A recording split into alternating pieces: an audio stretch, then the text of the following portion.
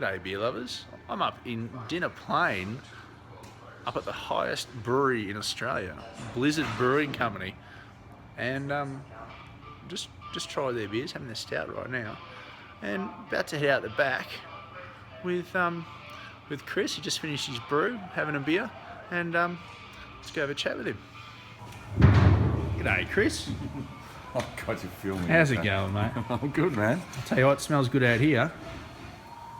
Look at that. Very nice. Oh, cheers. Sorry, mate. It's a bit rude. Cheers. Right. So, where are we right now? We are at the highest brewery, apparently, in Australia. 1550 above in Dinner Plain. I'll tell you what, there might be some angry old home brewers up near, top of Kosciuszko that might be a little bit angry about that. But but you know what? I believe that, and I'll sanction that claim. Very nice, very nice. So what's your setup here, mate? What have you got out the back here? So basically, we've got a 10-hec brew kit, Premier, brand new. We're only 5 months in, so yeah. Beautiful. Yeah. I didn't know you were going to film stuff. Oh, I'm not, mate. It's fine. Just run us through your average brew here. What's your setup? How's your control panel set up? All that sort of thing. What's the process for you? So look, basically it's a hands-on manifold. So everything's sort of butterfly valve and everything else. So it's not automated. But yeah, very intuitive system.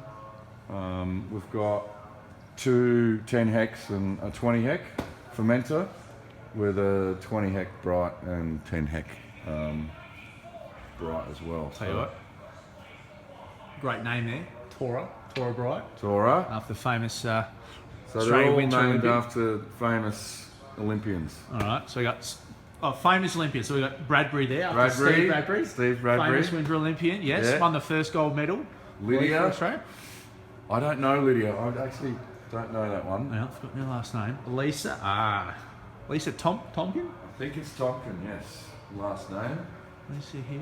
And we got Zali Zali. as well, which I don't know either. I've got to ask Mark about that one. I've forgotten who she is. Tell you what, you're going to get that sorted out pretty quickly.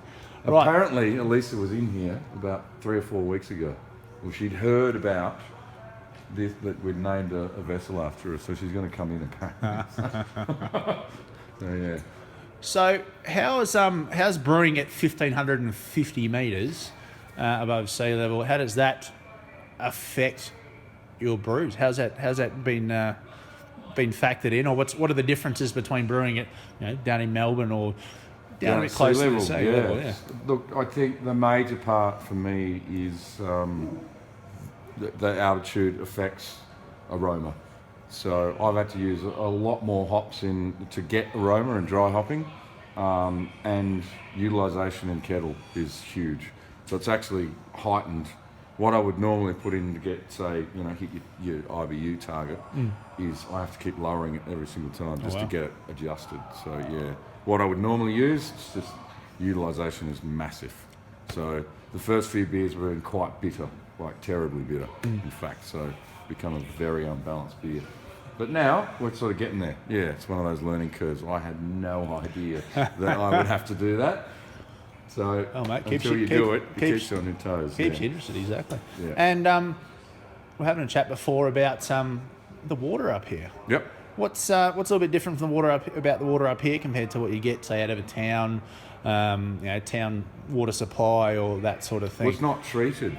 It's not treated at all? Well, I think it is. It would obviously, because people are going to drink it, but it just doesn't have the aroma like Melbourne water. It doesn't have the chlorine in it, or it doesn't have the huge amounts of chlorine in it that you would normally in a Melbourne town water or something like that. So it's local water though? It's local, yeah. So yeah. from it's from local, up here? Catchment, which I think is that way towards Omeo. Over there? Yeah, no, that way. Towards Omeo, sort of southeast, I think that is. And it just seems to be so clean. Like it's probably on par with rainwater down in Otways. It's that clean. It's beautiful. But it's not too soft. It seems to have minerals in it that I don't have to put salts in, mash to adjust pH. I do with lagers and the Kolsch, but not with with your ambers and stuff. So if you're using crystals and stuff, it just seems to balance out really well. And I'm talking about like, so for 1,000 litres, 150 grams of calcium. You know, it's just so little. Oh, wow. To drop it to your perfect 5.2, it's done. Makes things a little bit easier, doesn't it? Incredible, yeah. All right. And what's how long were you been open here? Since Easter? Yeah, was it? Easter. So 5 months. 5 months, bloody hell. And how's everything been running here? Have you had have you had any problems with the new system? Not yet. How's it all been going? Not yet. I have no problems whatsoever. You'd have to take your hat off to Premier really, and not to, advertise the shit out of it. But it's a good system. Really intuitive, really easy to use, easy to keep clean. It's, as you can see, it's simple. It's just, pumps and levers. So it's no bells and whistles brew house, but I think I like it that way because there's nothing that can go wrong. That's it. It's the same with There's the new. less. Sorry, there's less to go wrong. Oh, it's like having an old Holden Commodore from bloody 1984 as opposed to the brand new cars you get now. That's it. A lot more simple. That's it. A lot less to go wrong. Yeah, exactly. Very nice. And what have you found to be your biggest sellers so far? Funnily enough, the IPA. Funnily enough, yeah, it's not very funny. It's not that funny. It's not funny at all. It's not even Really? All right. It's like, I knew that it would. It was just about convincing the powers to be to make it and get it done. And now I've almost sold out. I think I've got about 1 keg left, basically. Well, I mean, I brewed it 5 weeks ago, about that. That's Wow. It's gone. 1,000 litres. Well, I tell you what, it's one of the best examples of a nice Northwest US IPA. Oh. One of the best ones I've had in Australia. I can definitely tell you that. Thank you. And probably a good reason why you've sold out, actually. Yeah. And what's your favourite one to brew? What's your favourite beer to brew? Stout.